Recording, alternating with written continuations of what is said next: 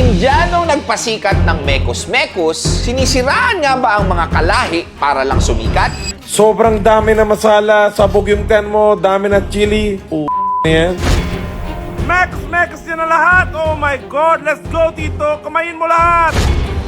Pero bakit parang medyo naging emosyonal si Mr. Mekos-Mekos at natatakot siya para sa kanyang buhay? Pagod na kasi ako yan. Sa totoo lang, sobra pagod na talaga ako yan. Kailangan gusto ko lang kayo pasayahin. I just received a call that they have been talking about me. Sabihin nila na patrabaho na natin si Mr. Nobody. Please, tigil nyo na yung mga threat nyo na ganyan. I am just reacting on the people's video. Anong panda-down sa India yung ginawa ko? Wala! Yo, what's up? This is Real Talk Darbs, ang pambansang issue analyzer ng Pilipinas, wherein I'm trying to influence you how to think critically about sa mga recent viral social issues ngayon dito sa Pilipinas. And today, we're gonna be talking about another viral topic patungkol sa patok ngayon na catchphrase na mekos-mekos. Mekos na minsan yan, tornado! Ano nga ba ang meaning ng expression na ito at bakit usong-uso ito ngayon? Megus ni Insan. Bakit nauuso yun mga insan? Tama bang gawing katatawanan ang food preparation ng ibang lahi? At kung ikaw ang nasa posisyon ng vlogger na to, ano kaya ang mararamdaman mo kung mismong mga kalahi mo ang nagbabanta sa buhay mo? And of course, what are the things that we may be able to learn from this kind of situation? Let's find out.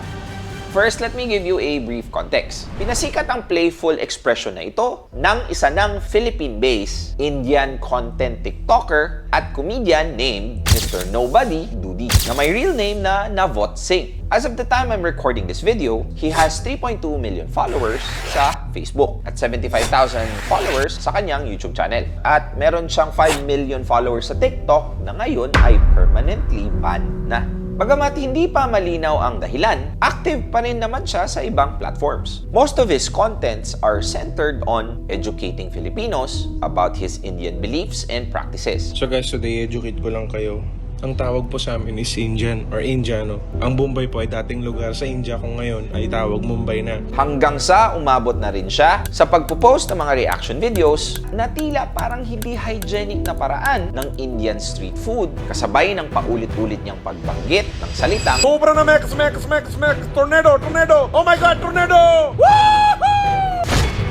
madali itong kinagat ng mga netizens na naging laman na din ng mga conversations across social media. Tulad na lamang ng sinabi ni Dorhis, sobra ng lakas yan mga insan. Mekos-mekos na yan, sobra na. Sabi naman ni Chill, grabe insan, mekos-mekos, tornado mo pa yan. Ang viral video na ito, animoy panggagaya na din sa Indian food preparation. Dahil sa halip na kutsara ang pinapanghalo sa sisig, ginamit nito ang kamay.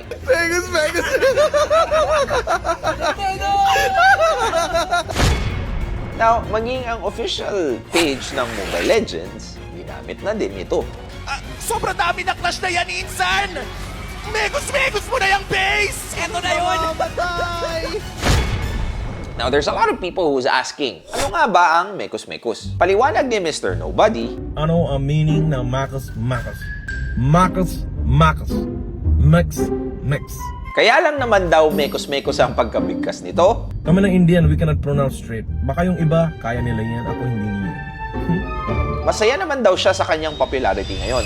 But, he felt alarmed nung nakatanggap siya ng mga death threats. Kaya wala na akong gana gumawa ng content. It's just, tinatawagan mga pinsan ko, mga tito ko. Bakit ganun? Tapos death threats po.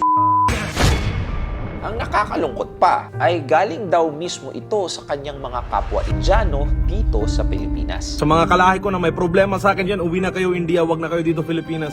Ano paggawa niyo dito Pilipinas? Kayo na singil-singil yan? Doon na kayo singil-singil sa India.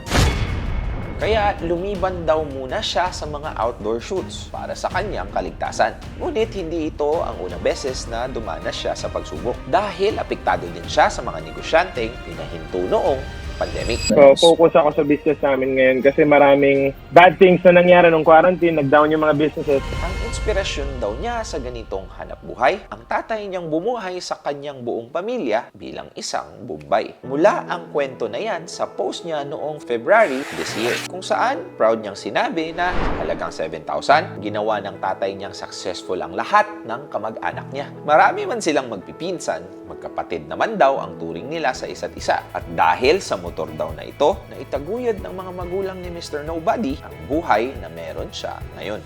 So, what are the 3 things that we may be able to learn from this kind of situation? Number 1, appreciate the dynamics of our language. Ang maganda kasi sa mekus-mekus, pwede mo siyang gamitin sa ibang konteksto. May problema ka? Gusto mo? I-mekus-mekus na lang natin yan. Mekus-mekus mo na yan, Inzun! Tornado! Dahil sa walang limit ang meaning na ito, nadadala natin ang ekspresyon niyan sa masayang usapan. Nakakawala ng stress at nakakapag-spark ng colorful conversation. In short, it builds connection. Number 2, let's respect the cultural diversity. Food represents self-expression. Dahil hindi naman lahat may access sa education sa India. Also, dito din sa Pinas. Maybe that's their only way to survive and feed their family members. For sure, maraming sa inyo ang hindi agree sa way ng food preparation nila. Baka wala lang talaga silang sapat na knowledge about sanitation. You as a citizen have the advantage to educate instead of making fun of it. Number 3, always honor your parents' legacy. Hindi sa lahat ng oras, nandyan ang ating mga magulang to rescue us from any problem. Hanggat maaari, I take advantage to honor my mom and my dad. Kaya every milestone na na-achieve ko sa buhay, I always see to it that my parents are part of who I am today. Real talk.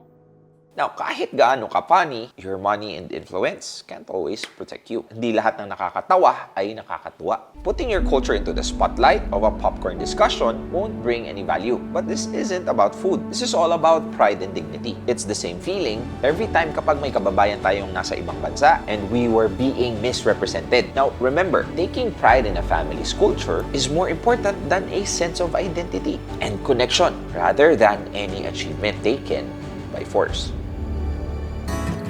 This is a warning from the past. To make sure you're learning from mistakes that you did last.